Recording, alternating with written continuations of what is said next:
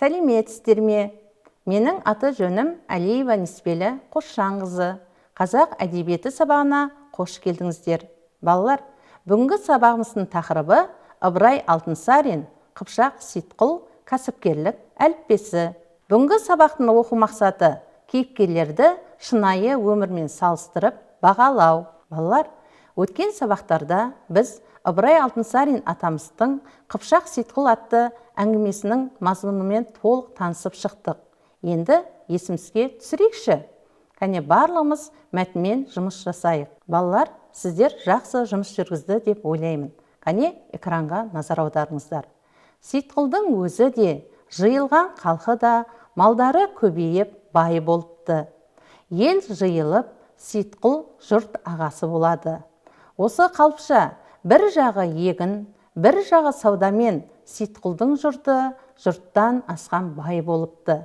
Жарлы болып, бөтен кәсібі жоқ кісілер торғай жағында дереу егіншіге айналады. Ерінбей еңбек етсе, бірнеше жылда түзеліп, халық қатарына қосылады. Қараңыздар балалар, әңгіме қалай аяқталып тұр? Халқының осындай бай дәулетті болуына көмектескен кім? Әрине, Қыпшақ Сейітқұл. Олай болса балалар, біз бұл жерде Қыпшақ Сейітқұлды бір қырынан ғана танып тұрмыз. Енді барлығымыз бірлесе отырып, 5 жолды өлең әдісі арқылы Қыпшақ Сейітқұлдың бойынан басқа қасиеттерді бірге ашып талдайық. Қараңыздар, зат есім кім? Қыпшақ Сейітқұл. Ол қандай? Адал, еңбекқор. Ол халқына не істеді? Еңбектенді, кәсіпке баулады, дәулетке жеткізді. Нақыл сөз, еңбекпен тапқан нан тәтті. Синоним кәсіпкерлік әліппесі. Қандай керемет, қараңыздаршы балалар. Қыпшақ Сейітқұл тарихта болған кісі ме? Әрине, ол кісі 19 ғасырдың бірінші жартысында Торғай өңірінде өмір сүріп, кәсіппен айналысып, сол кездің өзінде кәсіпкерліктің әліппесін қалаған екен.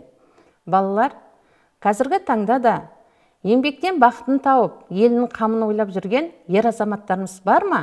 Әрине, бар. Олай болса, келесі кезекте тұлғаны таны атты бөлімге назар аударайық. Балалар, мына кісіні кім деп ойлайсыздар?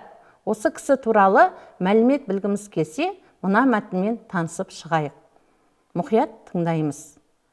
Қазақстан Республикасы парламенті мәжілісінің депутаты, Қазақстанның еңбек ері Абзал Жұмашұлы Ералиев, Сыр өңірінің, оның ішінде Сырдария ауданының төл перзенті әрі мақтанышы. Адал еңбекпен еңсе тіктеп, елге танылған ардақты азаматтың өнегелі өмірі мен еңбек жолы кімге болса да үлгі.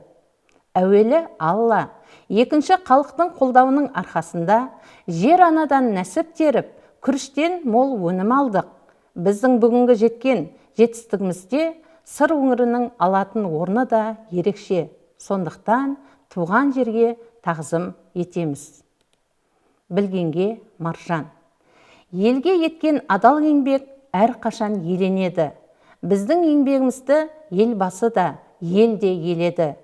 Ауылға жасаған іс сапарында елбасы Нұрсұлтан Әбішұлы әр ауыл Нағи Ілиясов ауылындай болсын деген жылы лебізін білдірді. Бұл біз үшін жоғары баға болды, әрі бізге зор жауапкершілікті жүктеді. Елбасымен кездесуден кейін ауылға деген жанашырлық екі есеге артты. Негізі, елге деген құрмет, туған жерге деген жанашырлықтан басталады деп ойлаймын. Ауыл елдің алтын бесігі.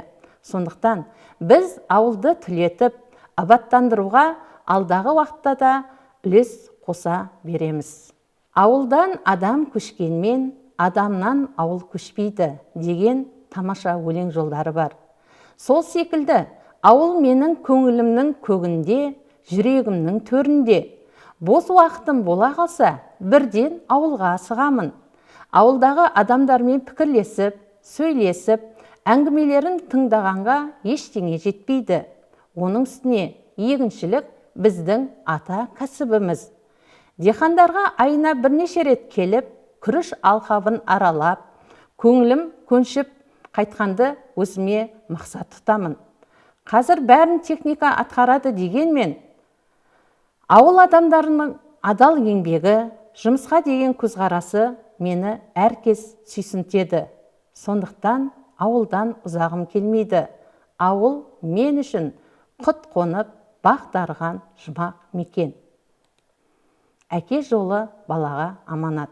Міне оқушылар, осындай сыр өңірінен шыққан қарапайым жұмысшыдан бастап, үлкен дәрежеге қол жеткізген Абзал Ералиевтің баласы қазіргі таңда әке жолын қуып, үлкен меценат Абзал ИК компаниясының директоры. Енді қараңыздар балалар, осы кейіпкерлерді бірге отырып салыстырыңыздар. Қыпшақ Сейітқұл және Абзал Ералиев. Осы екі кісіге сіздерге тапсырма, осы екі кісінің бойындағы ізгі қасиеттерді дәптерлеріңізге орындаңыздар. Сіздер тапсырманы толық орындады деп ойлаймын. Енді экранға назар аударып салыстырайық. Қараңыздар балалар, Қыпшақ Сейітқұл кім? 19 ғасырдың еңбек ері, қамқор, еңбекқор, әділ, кішіпейіл, қанағатшыл, бақытын еңбектен тапқан, кәсіпкерлік әліппенің негізін қалаған, дала диханы, Қабырға өзенінің бойында бидай еккен, елін мұратына жеткізген.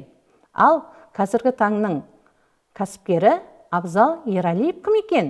Қараңыздар балалар, 21 ғасырдың еңбек ері, талапшыл, еңбек сүйгіш, жаңашыл, ел қамын ойлаушы. Еңбекті бағалай біледі, жауапкершілікті сезінеді, кәсіпкерлікті дамытушы. Сыр ананың арқасында күріш егіп, даңқы шыққан, ауылын қалаға айналдырып көркейткен. Қараңыздар балалар, осы екі кейіпкердің бойындағы ұқсас қасиеттерді дәптерлеріңізге теріп жазыңыздар. Ауылына қарап азаматын таны. Оқушылар, қараңыздар, осындай кәсіпкерліктің арқасында тек сыр өңірінің емес, бүкіл Қазақстанға танымал болған Нағи Ілиясов ауылы қазіргі таңда бүкіл қазақстандықтарға үлгі болатын қазақ ауылы. Ендеше барлығымыз бірігіп Нағи Ілиясов ауылына саяхат жасайық.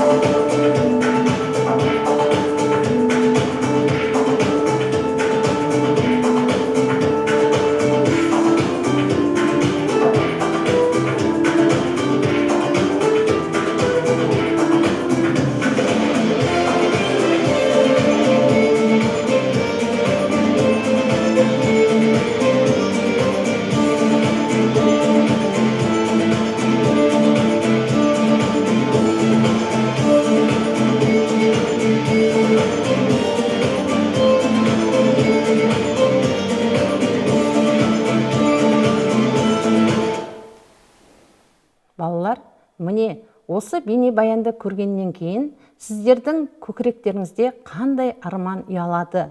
Әрине, ол шіркін-ай, әрбір қазақтың ауылы осындай болса екен. Мен де ертең есейгенде өз ауылымды осылайша көркейтсем екен деп сіздер армандап отырсыздар. Рас балалар, қазіргі таңда да мемлекет тарапынан кәсіпкерлерге жасалып жатқан жақсылықтар өте көп. Алдағы уақытта да сіздер осындай үлкен кәсіппен айналысып, еліміздің өркендеуіне үлесін қосатын азаматтар болады деп сенемін. Сіздер енді үйден өздеріңіздің ауыл туралы армандарыңызды армандар картасына түсіріп келіңіздер. Бүгінгі сабағымыз осымен аяқталды. Сау, саламатта болыңыздар.